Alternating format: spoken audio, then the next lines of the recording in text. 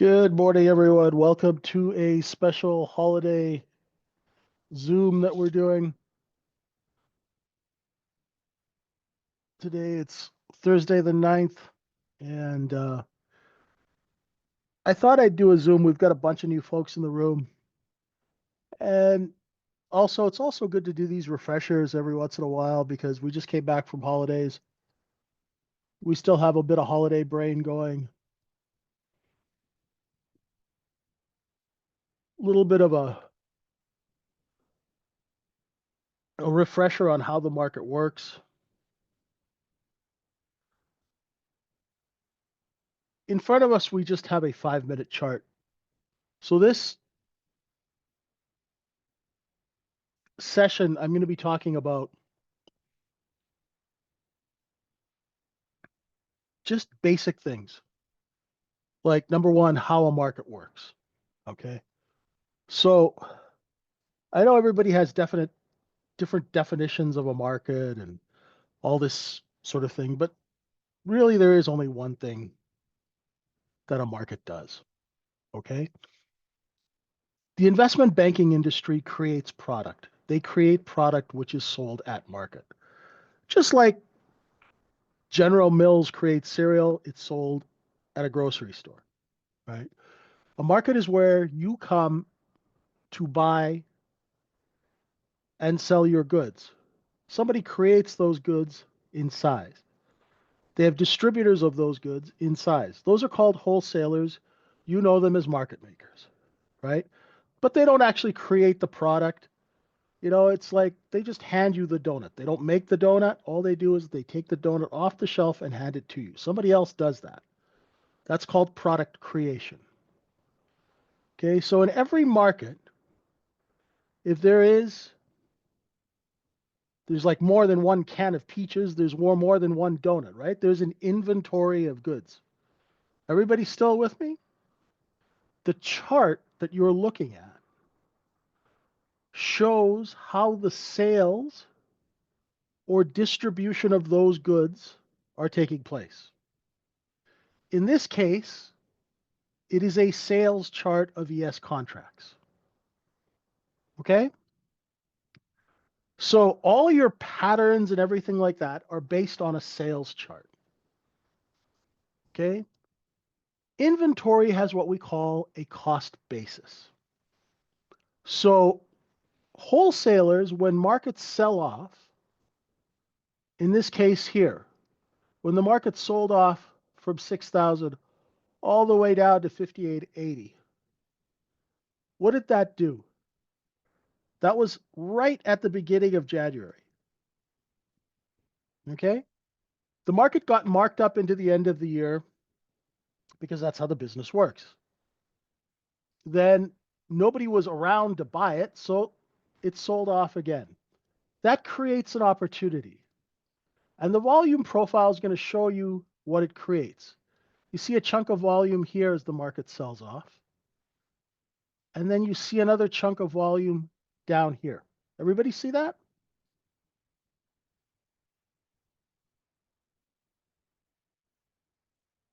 You guys around? Stay with me, folks, okay? I'm trying to make these sessions interactive. So please ask questions. I don't mind you interrupting. I don't mind you hopping on voice and talking, right? Because every day, my battle is to take regular people and teach them how to think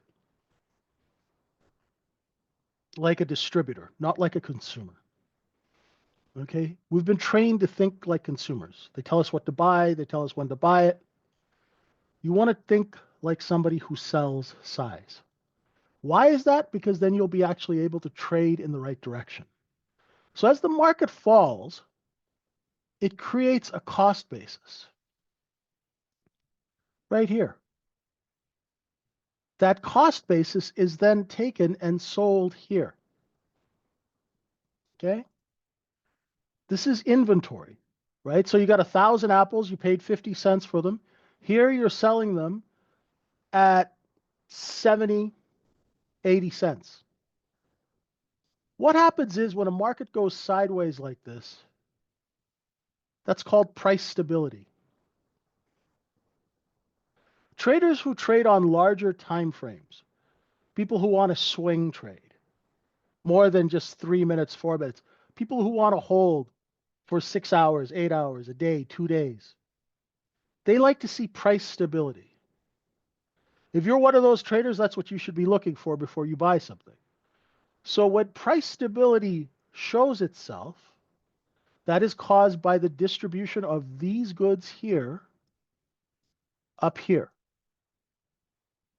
Okay? There's a mechanics to why the market doesn't come lower than this. I'm not going to go into that right now because I'm going to keep it simple.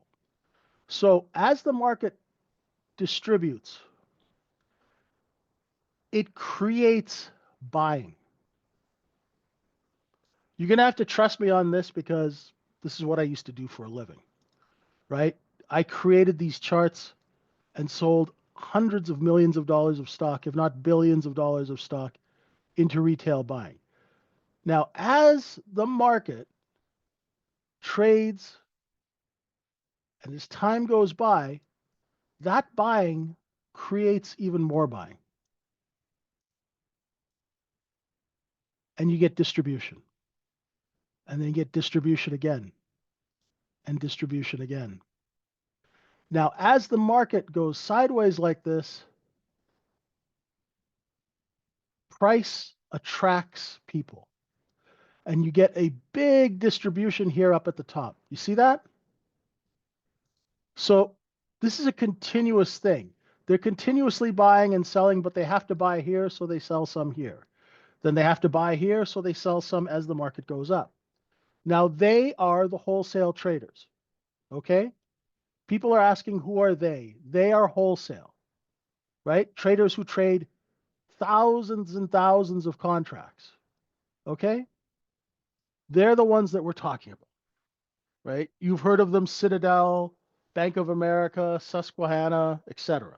Virtue Capital Markets, right? And then you have traders who are independents, people who used to work in the business and trade hundreds of millions, if not billions of dollars.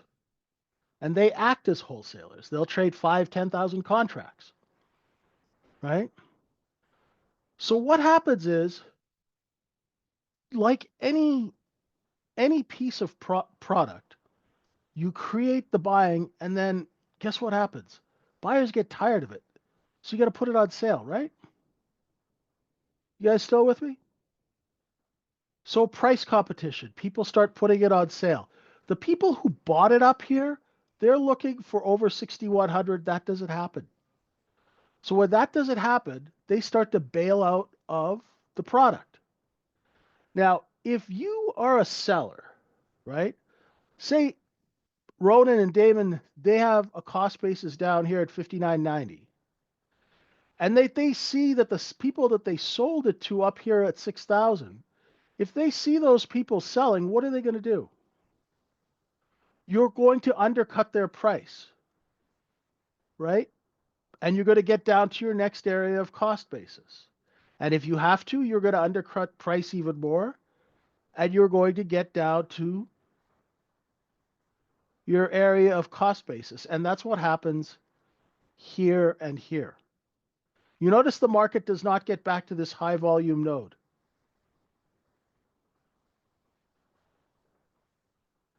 Exactly. Exactly, I am listening.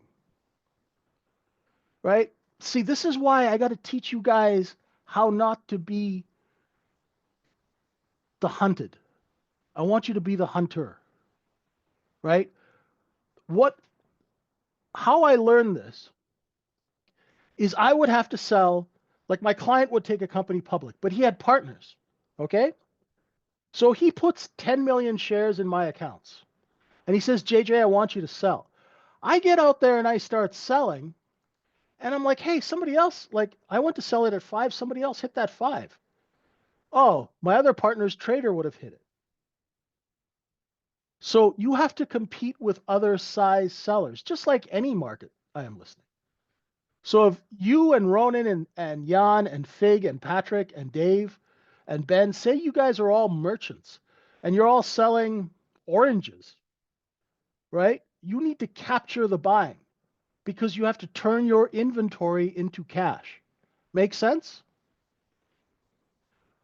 That's why you'll sell the market down close to your cost basis, stop, and the market goes back up, right? And that's how you guys get these patterns, right? Because the pattern is created when the mechanics of business, right? The mechanics of business show the transactions on a chart. This is a sales chart. So then we finally, after a number of periods of, after some time, right? This is like 2 days. You know what? They don't want to buy it over 6,000 anymore. So we're going to have to lower the price. And then you come back to this cost basis. Okay? And then once people are tired of paying that, then you've got to put it on sale even further. Got it? So what we're doing is essentially, right? How long do they typically hold? Wholesalers are buying and distributing as we speak, second by second, millisecond by millisecond. They have buy and sell orders coming in simultaneously. Their job is not to hold them. Now I want you to do the math. I want you to take 1,000 contracts and multiply it by one tick, which is $12.50. It's 12,500 bucks. Now multiply that by 100. Do you understand the scale of business that's going on? Wholesalers are not position traders. We have those as well in this market. But a wholesaler is continuously buying and selling. Their job is to provide liquidity. Now, retail traders talk about liquidity, and they don't know what the hell they're talking about. They're saying, oh, it's looking for liquidity. There's liquidity here. They have no idea. Liquidity is simple. It's the ability to transact size without adversely affecting price. So if I'm a large trader and I need to sell 5,000 contracts, I need a market. I can't just go market order, sell 5,000, right? I have to work that size out. That is a skill. Okay? Depending on the volume and the amount of people present in that market at that time, it might take days to move that liquidity, to get the liquidity you need to transact your size. Okay? So what happens is the market is just taking that inventory. Now, as I go out over time, look when we get to that arrow. Look how much inventory now is trapped long over that level. You guys see that? Now you're going, okay, what about the short sellers? The short sellers, they are a part of that volume, but the market is generally made to get people long. Okay, most of this volume is going to be long volume. Okay, so these people are trapped long. When we take out that low, and then when we go and we take out this low, notice what happens. You get a big sell event. Do you see that? Does everybody see that?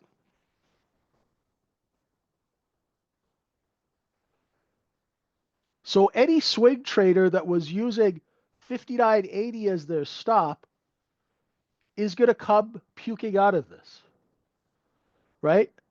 That low for me, I'll call that a pinata low because when you break that low, all of this candy starts to fall out. Okay?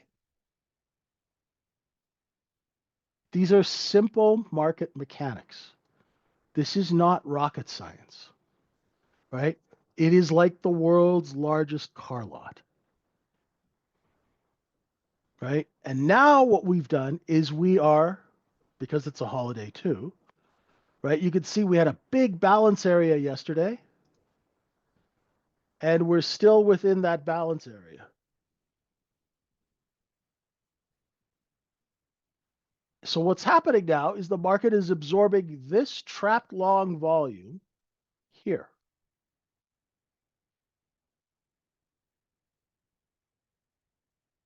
If that doesn't work, if we take all the buyers away, nobody wants to buy anymore. We're going to take out 59.20 and we're going to come back into this cost basis here. Okay? This is the concept of inventory. Inventory has a cost basis, right? Cost basis is how much things are priced at. That inventory is then taken and sold at higher prices for profit. And then, like any place else, it goes on sale. Okay? These are some of the most basic things. And here's a 5-minute candle chart, okay? You can do this pretty much on any kind of chart you want. Here's a plain TPO chart.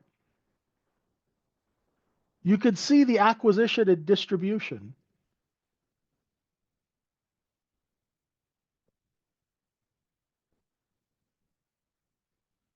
Right? So this is where the product was acquired, right? And when we put it on sale, look, didn't take out the bottom here. And then we just simply double this area to get the targets.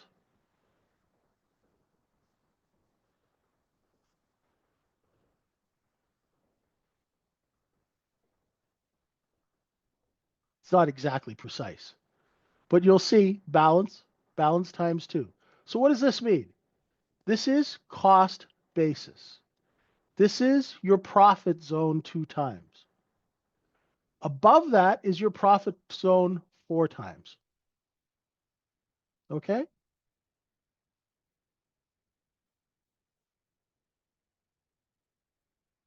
Market makers make a loss all the time, Damon. Think about a casino. You ever been in a casino? What is think about it.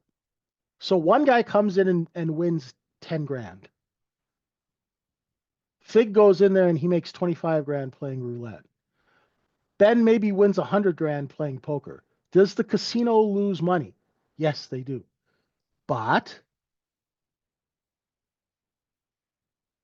over a week, are you starting to see what I'm talking about?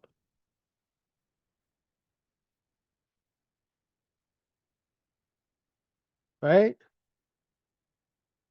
What is the trick? The trick is to have the order flow to run millions and millions of people through your casino. Here, you have the order flow to run millions and millions of people through your market.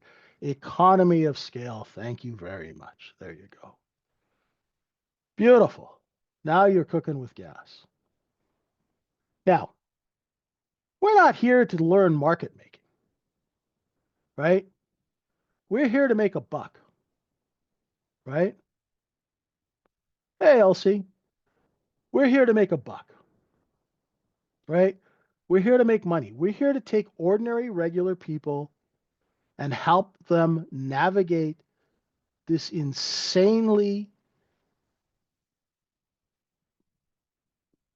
misinformed trading world where 99% of the traders don't make any money because they have no clue what the hell they're doing. That's why traders don't make money. If I put you and said, okay, you're going to do some heart surgery today, and you've never taken basic human anatomy, it's going to be a little difficult, right? Balance zones don't make any sense to you. I am listening. Have you ever bought an apple?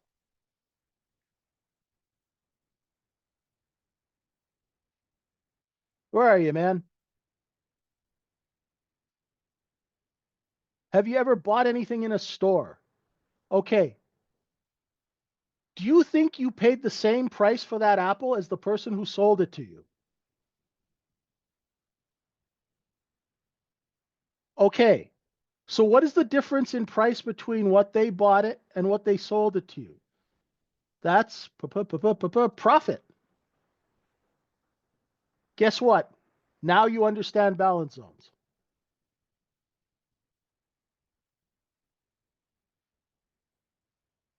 There. Okay? Exactly, Christian. Right? And if the apples go bad, right? Or if you let somebody like LC in there and he starts poking at them with a knife, then you got to put them on sale because he screwed up your inventory. Okay? Guys, this is simple. Markets have existed since the caveman days. Okay? Yeah, it's just 2 times what I bought it for, 4 times what I bought it for. Do you know why it works so nice? Because of electronic trading, algorithms, and math people. That's why it trades so nicely, right? Everybody hates algos. I love algos. They create very, very efficient, very, very precise markets, right? But old traders like me, they always hate algos, right? Because they're used to trading by feel, right? Now you can't trade by feel anymore, right? And that pisses a lot of people off. Like, here's the thing, guys. The old traders, right? Because we were abused and because we had to do everything the hard way, we have a stick up our butt that you guys get off easy. So you hear old traders complaining about this crap all the time. Algo this, blah, blah, blah, blah, blah, right? Instead of getting with the times and actually evolving, they complain, right? Don't pay that any mind. The algos do not rule the planet. You know what the algo is? The algo is like the robot that's making your car. In the old days, there was an assembly line and 30 guys around a car. Now there's 3 or 4 robots, right? They make the work efficient, right? An algorithmic trading program in the time it takes a human being to do one telephone trade, like I used to do, these things can wrap off 500, 1,000 trades, right?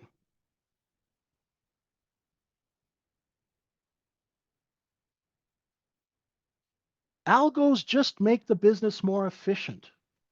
See, they talk like that, Christian, because they don't know the business. They're all talking out of their ass, right? Don't listen to that. Trading is simple, okay? But it's not easy because if it was easy, every idiot would be driving a Bentley, right? It's not easy. It's a skill. It takes time. What we want to do is we want to build a business plan that is in line or congruent with the business that's taking place. So you don't want to be on the beach in Florida trying to sell snowshoes. Does that make sense? That's just a dumbass idea, right? We want to put that practical common sense into when markets do this, right? Here, let me make this a little bigger, right?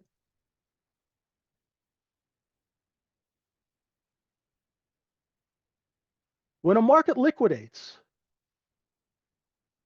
everybody ends up, all the dumb money shorts down here. The smart money is covering, wholesale is building the positions, smart traders are going long here.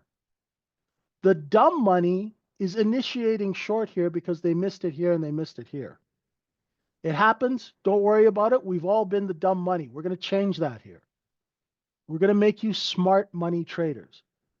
So you have to understand When a market liquidates, you wait for that, and then that's where you take your look below and fail trade.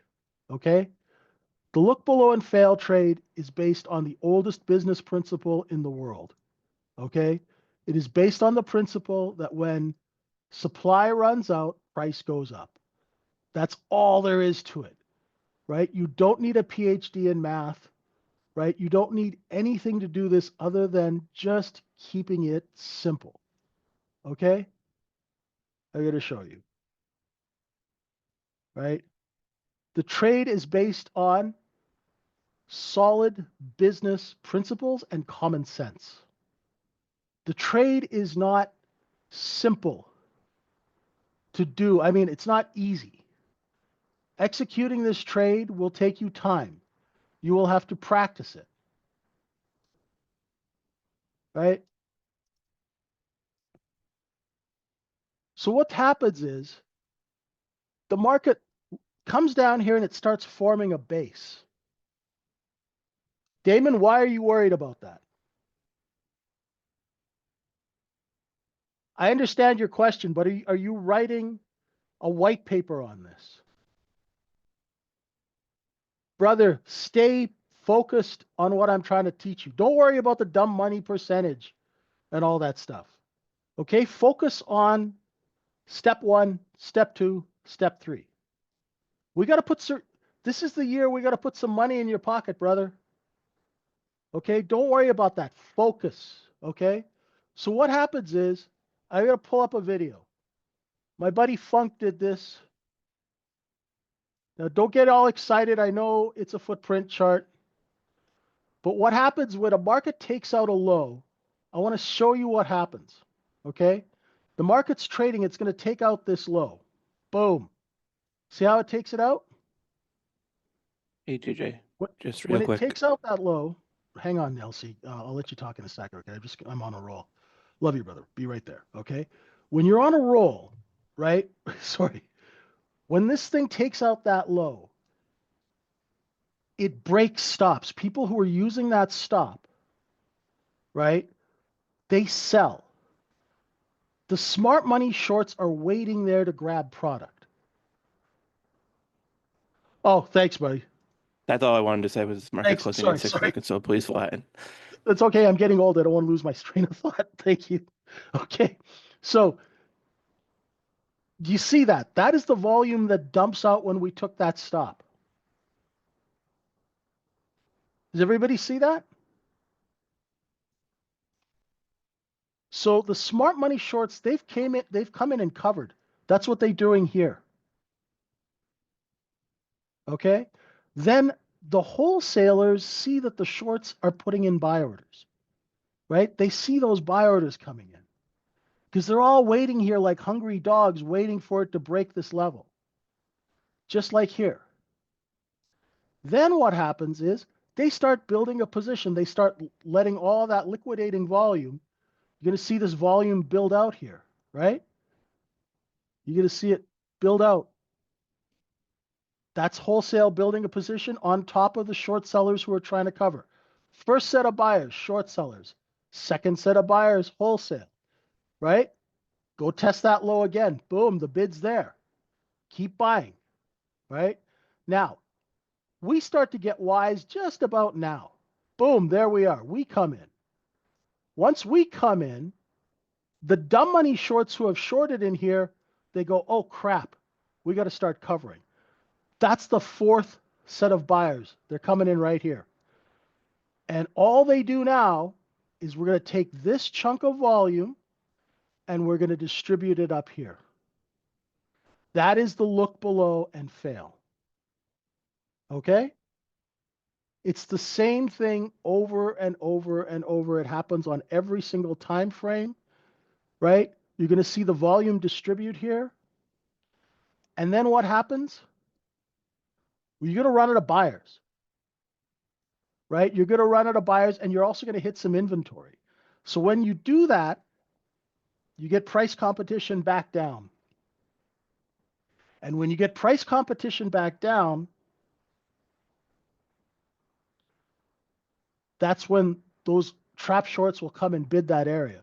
You're going to see You're going to see the volume switch from here to here. That's your point of control moving up. That's distribution. Watch. Look at the amount of contracts being sold. That's distribution. This is accumulation, right? And very soon, we're going to run out of buying and we're going to put it on sale just for a little while.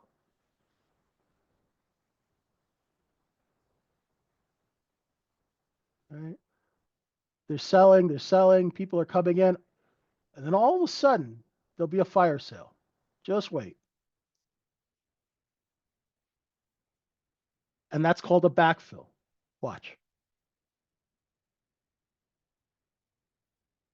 Right? So now it's going to go back down to 3,200 and backfill, and it's going to find a bid down there, and then it's going to pop right back up, just like this. And that's it. Okay? When it backfills, there's demand from previous longs who weren't filled who want to get a deal. Exactly, Ralphie. How do we predetermine those demand areas and have an edge over the market just using, I'm doing it right here, Blanco. So this is our balance zone. You see that? This is the only chart I'm using here, brother, is a candle chart. Okay? We do the same thing every day, and then you double it to the upside.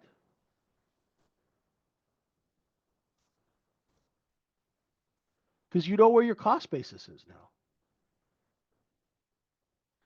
Any merchant needs to know where their cost basis is. You could double it to the downside too.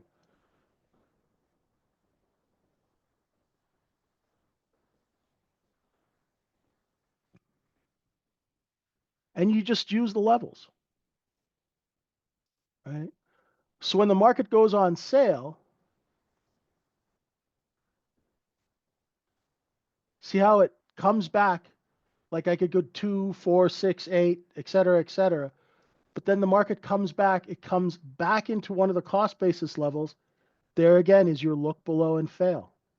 So for example, if we were going to take a trade on the look below and fail at that particular liquidation, I'm going to show you something. And it's the same thing. You master this trade at the edges of these balance zones. Once you master the trade, you can take that trade anywhere. So when the market liquidates, it looks underneath, what is this, 59, the hell is that? 59.37 quarter. Okay?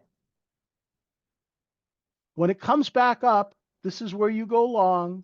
You put your stop here, you sell a little here, and you sell a little on the way up. Look below and fail. You take the back end of the trade. You can also use this when if you're a short seller, right? A little bit of a harder trade is to look above and fail. Market comes in, looks above 6,009 and fails. So what you do is you come in and you short it here. This is the backside of the move. Put your stop here, cover a little here, cover a little here, right? It's simple trading. It's very simple. There's nothing complicated to it. We do the same thing over and over and over again. Any questions? Thanks, Elsie, for letting us know the market was closing. Sorry. I apologize for interrupting you. I was just on a roll. No worries. I was trying to find a gap, but time sensitive. I've got this cold, so I'm on Sudafed, so gotta make sure I don't forget things. Right? Our trades are simple. Everything we do is simple. Why do we want to keep it simple? Because you got other things to do. Like when I was learning how to do this, I was stuck in Saskatchewan and I had 5 years where I was in front of the screen for 18, 20 hours a day. It was just like me and LC and a couple of other people. And we were in the room 24 hours a day. But it was minus 60 out and I was looking after my mom who was 85. So I couldn't go anywhere anyway. So I was in front of the screen. But normal people have lives, kids, hockey practice, pets. They don't have 20 hours to sit in front of a screen every day. So we want you to get in get out, get paid, and then go live life. So you're not a slave to this. That is not a weird tidbit I am listening. I'll talk about that later. But great observation. Really good observation. Things like that I am listening are clues that this business is based on just inventory. You'll see people on CNBC and all these talking heads talking about this and ODT and da da da da da and Snow White and the Seven Dwarves, all this stuff, right? It's just inventory, right? I've been pushing inventory my whole life. I've been doing this 32 years now, right? Is there a way we can understand if it will shoot up or fall down? Yeah, you got to watch, Damon. You got to use the levels.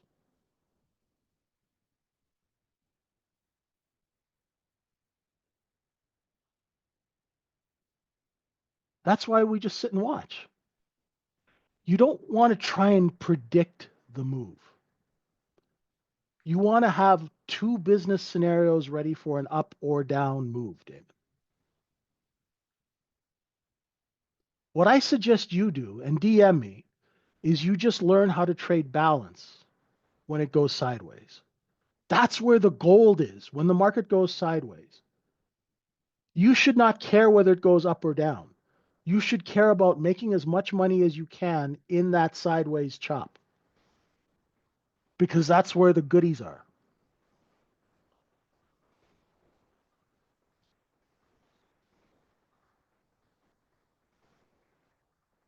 Exactly, Leslie.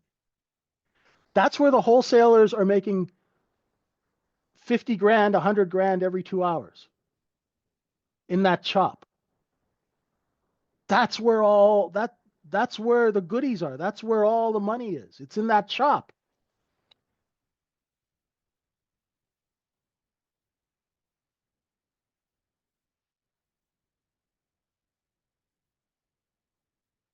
See, the suckers are trying to get that move, the big move up, the big move down. And that's how they get you. Because that big move up, big move down, it's got like sparkly lights and pretty girls, right? It's like Vegas. When you go to Vegas, I'd go with my clients and they'd lose like hundreds of thousands of dollars at these stupid games, right? And I'd be like, what are you guys doing? Right? But, they send them pretty girls, they give them free drinks, right? They just want to keep you at the table until you give it all back.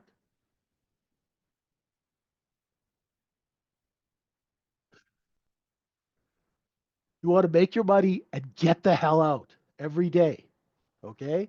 Now, there's nothing wrong with holding trades longer and things like that, but those are skills that you want to develop. Okay.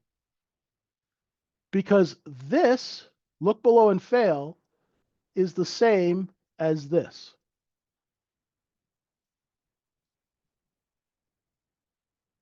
It's the same trade when the market does this.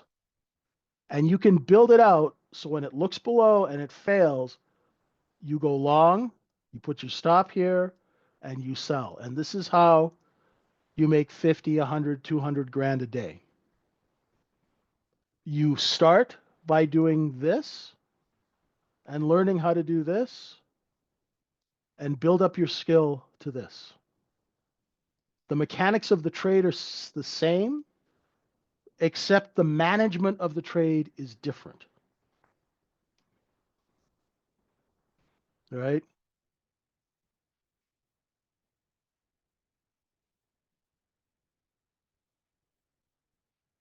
Yeah. It any kind of trading system, any kind of execution plan, it's not going to be easy. Right? It's simple. But you're going to take time, you're going to build out that skill. Be a bit patient with yourself, right? We work on this every day in this room. We do the same thing. right?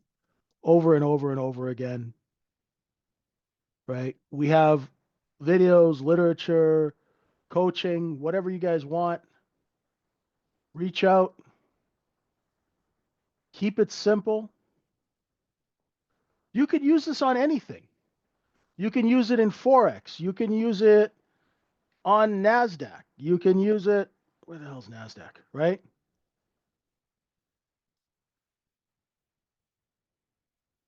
Oh, yeah. Trying to interrupt. You know what? When you try and figure out what the market's going to do next, it's like when you're driving and your girlfriend or your wife is trying to give you directions, but you're not listening to her. She's reading the map and she's saying turn left here, and you're like, no, I'm going to go right. And then you end up in the hood and you get carjacked. It's the same thing. Listen to the chart. It's trying to tell you what it's going to do. Exactly. Hey, Jeff.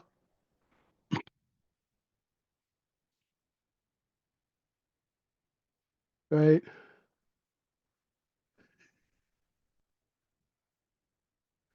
You know?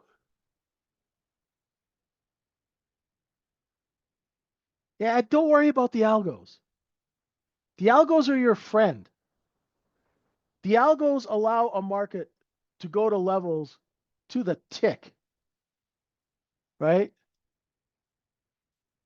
The algos allow this to happen so beautifully, right?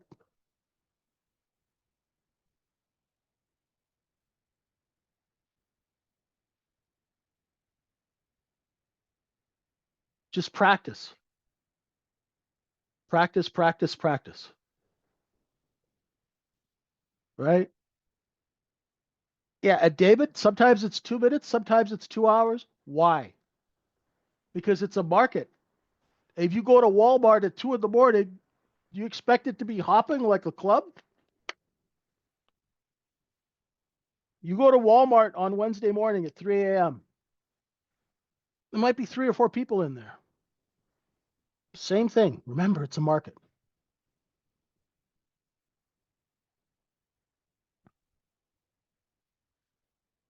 Once you get this down, you're not going to worry about missing trades because you know there's always another trade coming. Keep it simple, right? And we'll talk about things like the offer in the next video series. I figure I should do one of these every week.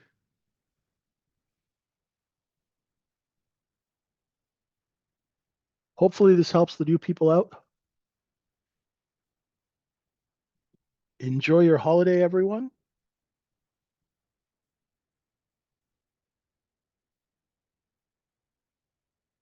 Thanks for being with me, and I hope all our friends in California are safe, especially LA.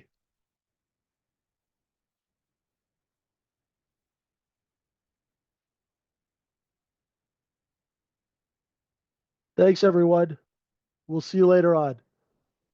Bye for now. I'll have the recording up right away.